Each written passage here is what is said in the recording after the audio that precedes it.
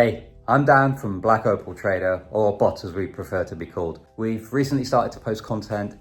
If you like the style, please give us a like and a subscribe and tell us what you want to see.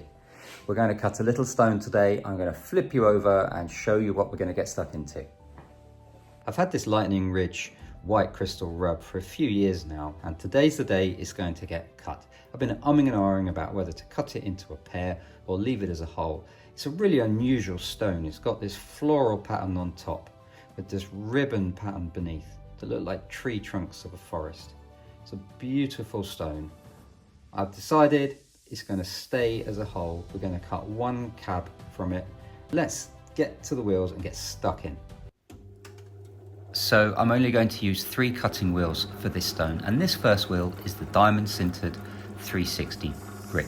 It's quite a coarse cutting wheel. It can move material fairly quickly, and really my job here is pretty simple. I'm just after the rough triangular shape, which involves removing the hump that's on one edge, leveling up the other sides of the triangle, and just removing the worst facets, and that is it. I'm not going to try and do anything else before I move on to the next wheel, which is where I'll do all my finer shaping of the stone. Okay, that was just a couple of minutes on the 360 grit. We've got the rough shape now. It's not perfect, but I can finish her on the 600, as well as remove that black spot there, and then remove any facets from the top and the sides. Let's go. Now, moving on to the 600 grit diamond resin wheel. I'm holding the stone freehand. She's a large stone. It gives me a lot of control. I wouldn't do this so readily if this was a new cutting wheel, but my wheels are well worn in and I can do this safely without removing flesh.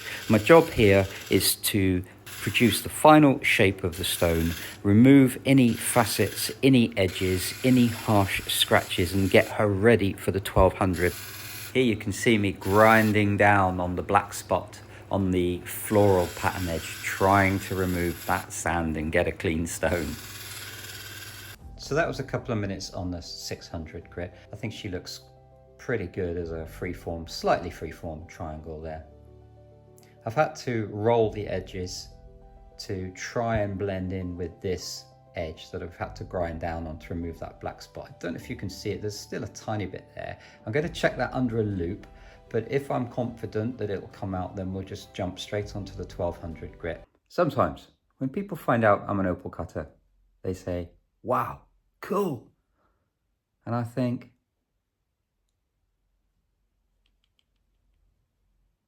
yeah, I feel it. So I've had a look under a loop. I'm happy with where we are.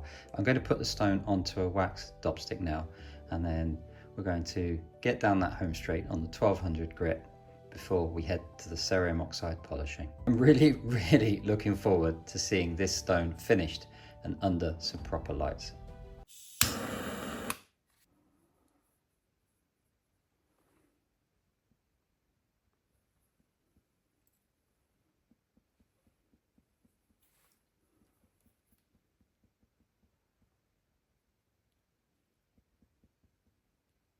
Right, we're on the dopstick, so we're going back onto the 1200 wheel, hopefully not too long on there, then onto the cerium oxide, and we're done. Let's hope we don't encounter any hurdles along the way. It's been a really straightforward cut so far, so fingers crossed. And here we go, onto the 1200 grit diamond resin wheel. This is the pre-polish wheel. This is just about removing the final scratches and any fine facets and getting the stone ready for the cerium oxide polish. This, to me, along with the 600, they are the 2 most important wheels in the whole cutting process. I have been asked before, how do I know when to move from one wheel onto the finer grade wheel? And the best piece of advice I can give to anyone is move before you think you need to. A mistake I see cutters making is staying on a wheel too long, removing material and leaving a really difficult job to do once they're on the finer wheels. So by the time she comes off here, she should have a nice sheen, not quite a shine, but a nice sheen, and ready for the cerium oxide.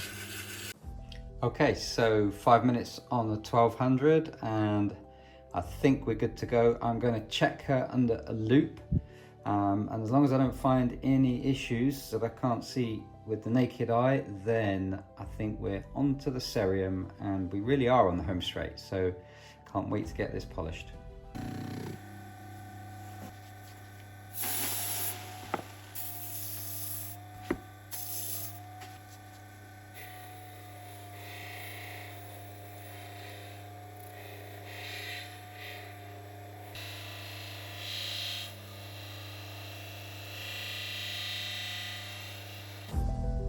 And here we are, ladies and gents. We've got this beautiful 6.3 carat lightning ridge milky white crystal with ribbon and floral pattern. An absolutely beautiful stone. I am a huge fan of every opal, but I really love something a bit different, something a bit one-off, something a bit freaky, and I put this stone in that category. What a beautiful stone, I'm sure you'll agree.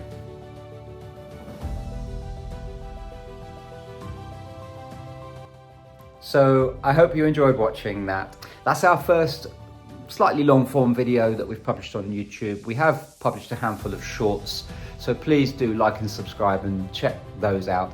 And comment below with feedback, what you liked about this video, what you'd like to see. We really will take it on board. We're kind of making this up as we go. This is all new. So any feedback is really good and will help steer us with our future content, and reach out to us with any questions. I will see you all soon. Go steady.